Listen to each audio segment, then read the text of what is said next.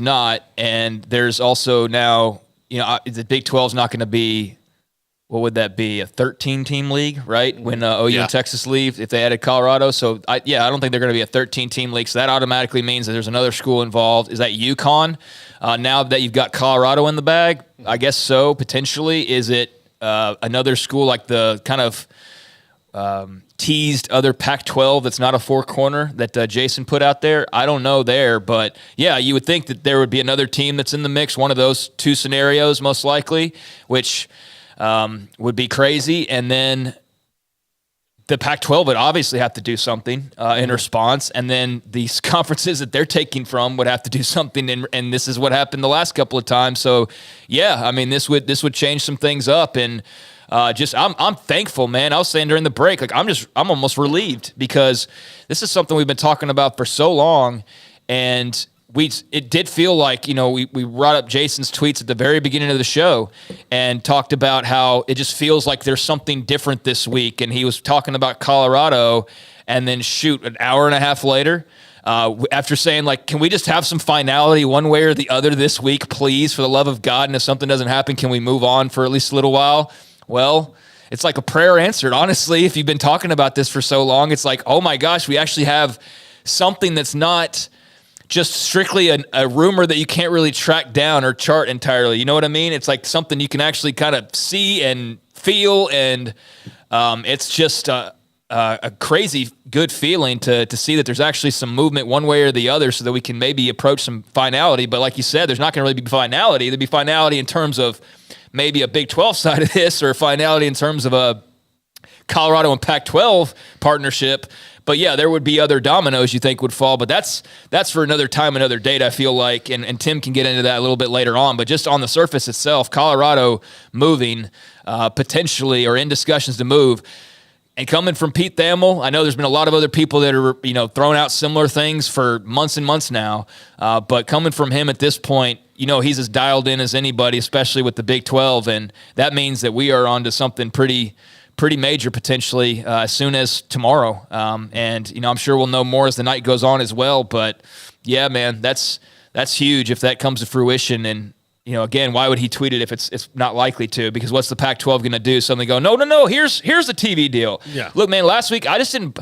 It's just that we've heard this for so long that it's like, all right, dude, until somebody's going to do something, it's like we're just spinning wheels almost, it feels like. But there were like Jason Scheer who thought, and Colorado sounds weird, or whatever, and there clearly was something to that, and you see that today. And President AD kind of darted on media days last week. Yeah, which I didn't like. I don't know what that was. I didn't know how that was referring to it. Because that seems like something is like they were in a hurry. Like, were they catching a plane? Were they? Well, they're not catching a plane. They have their own. Well, right. Yeah, I know. But you can't just hop in there whenever you want to, I don't think. I don't know. I'm not a private plane person. Maybe you can? I mean, that's the point of having one. You can just, whenever you want to? I mean, you just tell, like, hey, we need to leave in the next so-and-so. Okay, well, they had to leave is all I'm saying. Is but I know what you mean. Like, yeah, there's really was no reason for them to rush, but I just thought about it that way of, like, yeah, okay, but maybe they were just in a hurry to get to a meeting or something. Yeah. But clearly that was a little bit more to it than what I thought was up at the moment. So yeah, that's something that was a good eye from those who caught on to that and threw that out there. So Chris sent a super chat of $5. Thanks, Chris. Asking a question about West Virginia a few minutes ago, and I was going to save that for this segment and tie it in with a graphic that we have. Now that's out the window. So Chris, I'm just going to thank you for, you can,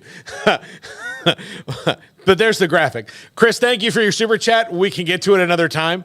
But breaking news is, as super, he sent another one for $2. Colorado to Kliavkoff, F this bleep, I'm out.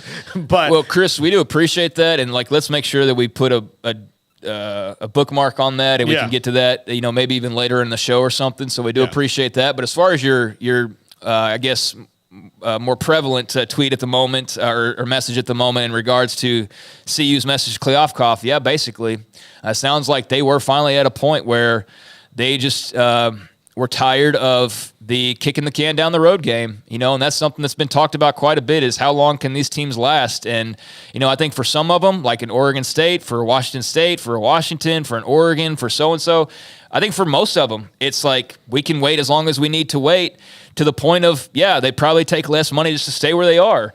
But clearly Colorado is a little bit of a different mindset, and I don't know what you attribute that to because they did try so hard to establish themselves as a Pac school, and we've heard from various people about, geographically and academically and all of these things, and we've poked fun at some of those from time to time, but it makes sense.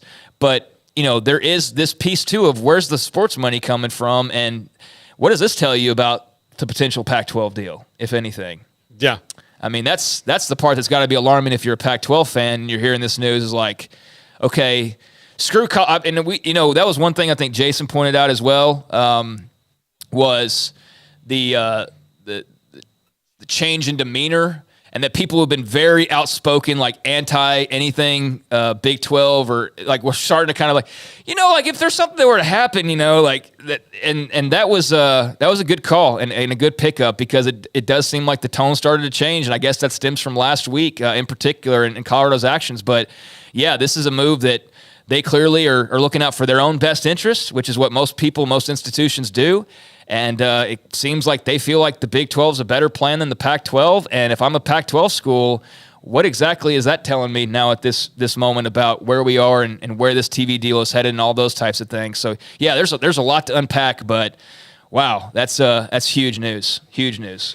All right, so Brett McMurphy says this. We've had Brett on a bunch of times. Colorado has scheduled a Board of Regents meeting for a second consecutive day for Thursday, where the Buffs are expected to discuss and approve a move to the Big 12, sources told Action Network HQ.